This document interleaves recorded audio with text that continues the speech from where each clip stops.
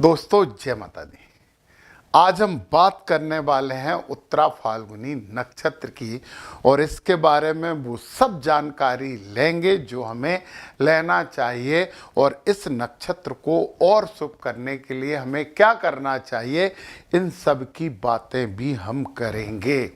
इसके एक चरण में सिंह राशि होती है और बचे हुए 3 चरणों में कन्या राशि बुध महाराज की होती है।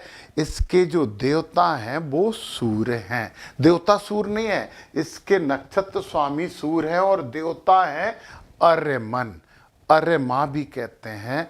और ये देवता यदि इनका नाम लिया जाए तो बड़े शुभता हमें प्राप्त होती है। हमें मतलब जो उत्तरा फाल्गुनी नक्षत्र के लोग हैं उनके लिए ये बात कर रहा हूँ।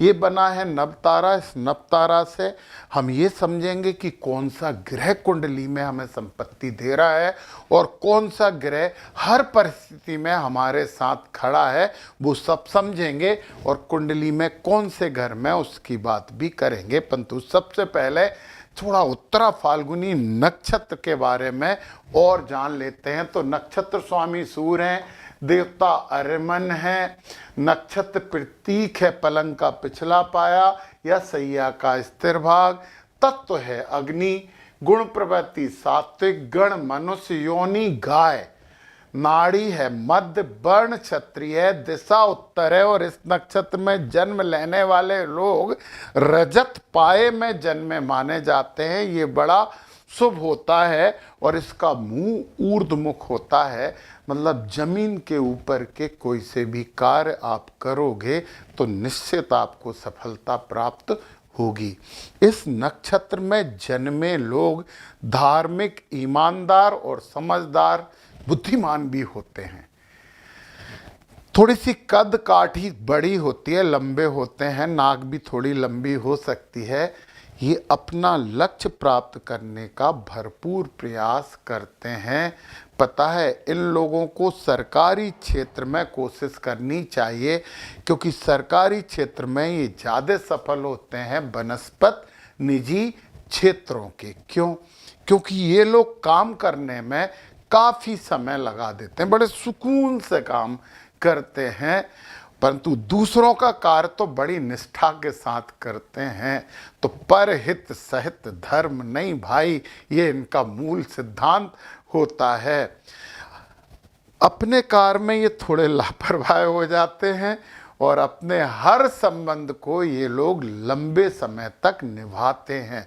और जानते हैं इस नक्षत्र के बारे में, देखिए स्थायित्व, अनुबंध, जिम्मेदारी, दीर्घकालीन संबंधों का नक्षत्र है।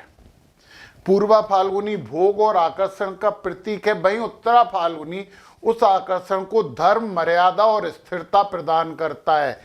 ये आपके लिए बहुत अच्छा कॉम्प्लीमेंट है। विवाह एवं साझेदारी को स्थायित्व देता है, समाज में सम्मान और नैतिक प्रतिष्ठा प्रदान करता है, व्यक्ति को वचनबद्ध, उत्तरदायी और विश्वसनीय बनाता है। इनकी बातों का विश्वास करना चाहिए। मानसिक और व्यवहारिक लक्षण देख लेते हैं। स्वभाव से गंभीर, अनुशासित और न्यायप्रिय, आप स्क्रीनशॉट भी ले सकते हो। रिश्तों में निष्ठा और दीर्घकालीन सोच, नेतृत्व में नैतिकता और मर्यादा, अहम की प्रवृत्ति सम्मत, थोड़े अहंकारी होते हैं परंतु सिंह राशि वाले। परंतु सूर्य शुभ हो तो तेजस्वी व्यक्ति जीवन में धीरे धीरे पर स्थायी उन्नति ये प्राप्त करते हैं।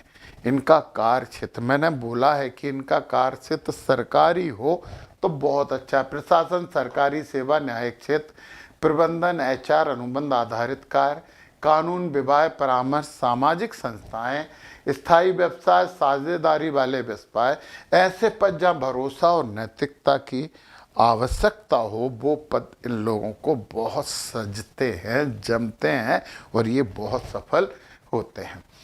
विवाह प्राय स्थायी और सामाजिक रूप से मान होता है, जीवन साथी के सहयोग होते हैं, जिम्मेदार और मर्यादित होते हैं। विवाह में धर्म और कर्तव्य इनका प्रमुख रहता है। देरी से विवाह हो सकता है तो कोई बात नहीं, और मित्रता से शुरू वो संबंध विवाह तक भी चला जाता है। तो अरेंज मैरिज, लव कम अरेंज मैरिज भी ये लोग कर लेते हैं। अब कुछ बातें जो हाईलाइट है इस नक्षत्र की, कर्म को धर्म से जोड़ता है ये नक्षत्र, बहुत अच्छी बात है। वचन पालन, अनुशासन और सेवा से विशेष पुण्य जो कह दिया सो कह दिया। सूर्य उपासना से भाग प्रबल होता है, सूर्य उपासना करना चाहिए। अर्यमन देवता की कृपा से सामाजिक प्रतिष्ठा और स्थापना होती है।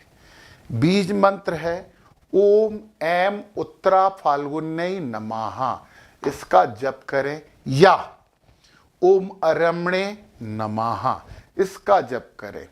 108 बार कम से कम रोज आपको करना चाहिए। उत्तरा फाल्गुनी नक्षत्र वाले लोगों, मैं आपसे कह रहा हूं, आपकी सिंह राशि हो या कन्या हो, देखिए जब इसके वैदिक स्वरूप में पाठ किया जाता है तो और अच्छा होता है। ओम अरमणे विद्महे मर्यादाय धीमहि तन्नो अरमा प्रचोदयात्।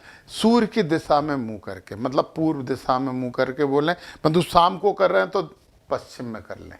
सूर्य जिधर हो उधर दिशा रखना अपना। अब हम बात कर लेते हैं चरणों की। देखिए आप, सिंह राशि है, सूर्य नक्षत्र के देवता हो गए, राशि स्वामी भी सूर्य ही हो गए, अर्यमा देवता हैं, अच्छी बात है। और इस चरण के स्वामी भी सूर्य ही हो गए। सूर्य की जितनी आराधना कर सकते हो करिए, नाम मिलेगा, सम्मान मिलेगा, काम मिलेगा, सब कुछ मिलेगा। संडे को, रविवार को कम से कम एक बार आदित्य हृदय स्तोत्र का पाठ जरूर करिए। ओम गृहणी सूर्याय नमः, जन्मांतर सहस्त्रसु दारिद्र्यम नोपजाते। ओम गृहणी सूर्याय नमः ये दूसरा, इनमें से एक मंत्र का जब जरूर करिए। और स्वामी गुरु हो गए, अच्छा हाँ, सिंह राशि है, स्वामी गुरु हैं, सॉरी मैंने यहाँ पे ये कर दिया था, गुरु कर देता हूँ, रुक जाओ जरा, बुद्धिमान हो जाओगे। सूर्य की उपासना तो करना ही है आपको, बुद्धिमान हो जाओगे। अच्छा चरण है सिंह राशि। अब आ जाती है कन्या राशि। नक्षत्र के देवता सूर्य हैं और राशि के देवता जो हैं वो बुध हो गए, बुधादित्य बन गया। और इस चरण के स्वामी हो गए शनि। कर्मठ होते हैं, कठोर होते हैं। सूर्य और शनि का संयोग कहीं ना कहीं थोड़ी सी दिमाग में ऊहापोह उत्पन्न करता है, परंतु आप दमदार हो, बुद्धिमत्तापूर्ण हो तो आप ये संभाल लेते हो। गणपति जी की आराधना करिए, सूर्य को जल चढ़ाइए, भोलेनाथ की भी आराधना करिए तो ये चरण ठीक हो जाएगा। इसके भी स्वामी शनि है, सेम है, तति चरण का भी सेम है और पहले और चौथे चरण का भी बिल्कुल सेम है। पहले और चौथे चरण का भी बिल्कुल ठीक है, तो बड़ा अच्छा है ये। अब हम समझ लेते हैं कि आपको कुंडली में धन कौन दे रहा है। उसे समझने से पहले एक बात बता दूं, कृष्ण मूर्ति पद्धति पर संपूर्ण बेसिक से एडवांस जानकारी प्राप्त करनी हो तो मेरी क्लास प्रारंभ हो रही है। इसमें वो लोग भी आ सकते हैं जिन्हें ज़्यादा नहीं आता, और वो लोग तो ज़रूर आ सकते हैं जिन्हें बहुत कुछ आता है। हम वैदिक को, केपी को, मतलब राशि और नक्षत्रों को जोड़ने का काम करेंगे। हम प्रश्न कुंडली की भी बात करेंगे और ये सब जानकारी 3 जनवरी से प्रारंभ होगी।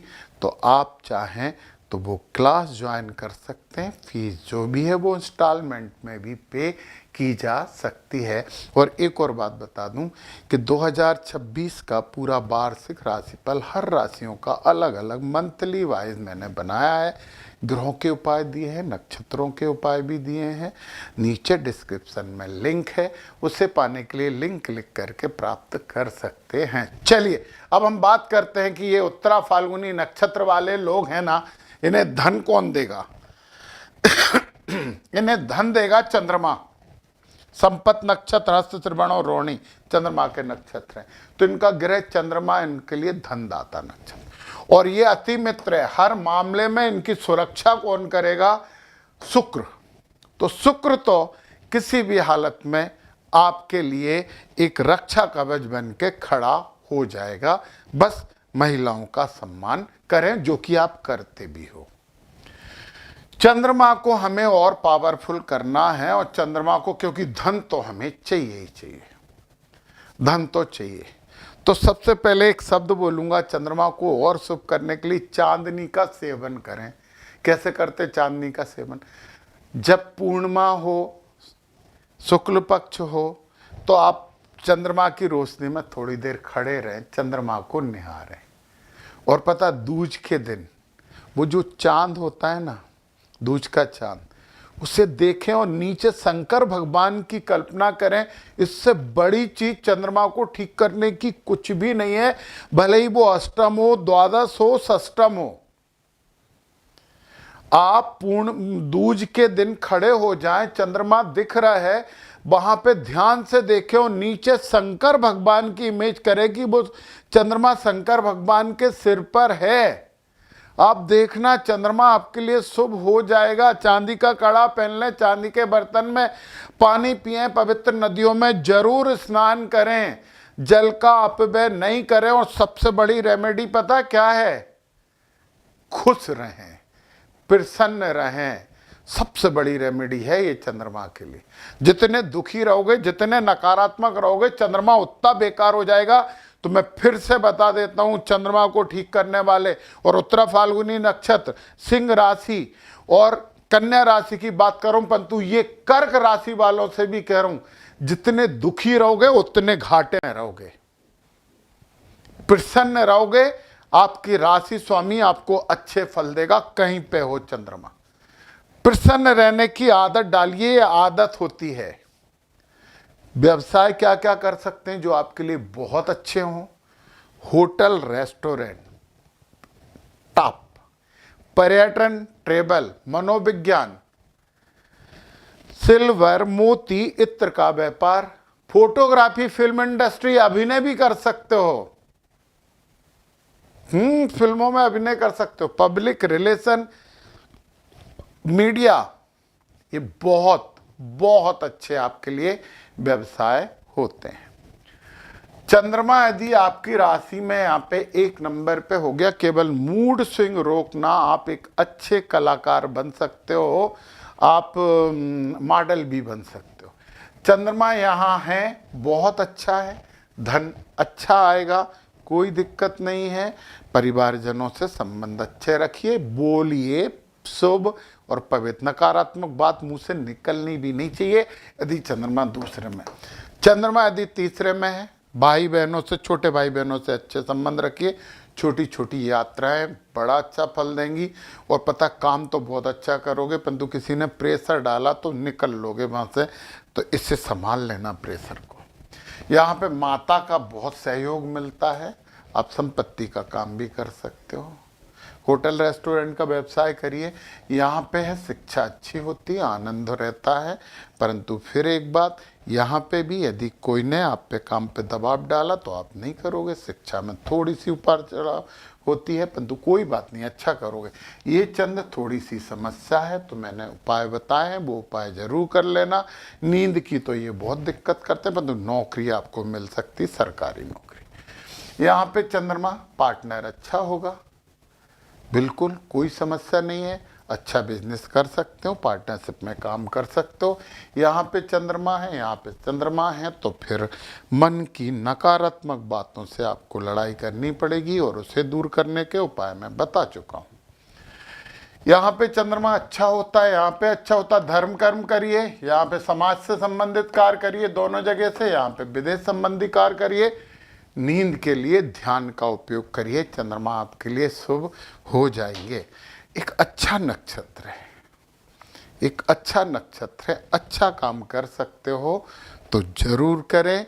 और आप लोगों को भविष्य के लिए मेरी बहुत बहुत शुभकामनाएं। जय माता दी।